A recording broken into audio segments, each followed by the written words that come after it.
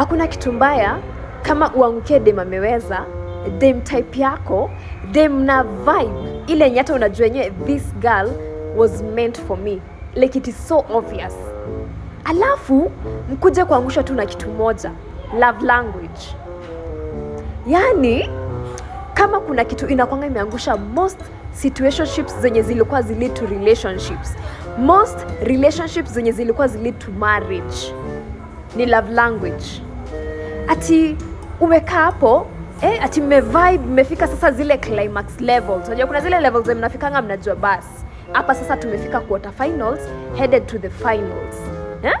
Lakini kidogo kidogo hapo kwa love language ndio sasa I think shida inakuanga. Hapo ndio inakuanga issue. The first mistake as a man, ukishaanza kuuliza dem what is your love language, ushafail. Ama ushindwe kujua love language ya mpoa wako, umeshafail automatically.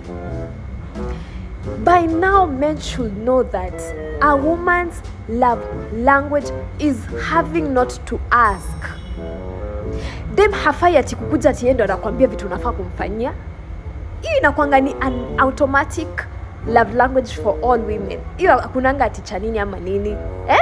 Dem ati unakaa hapo unangoja ati unaweza angukia. Bebe inakuanga hivyo. Unapata umeangukia dem ako fiti, dem ameweza, dem na vibe, kila kitu inaendana. Yani ni type yako, ni quality yako, everything is okay.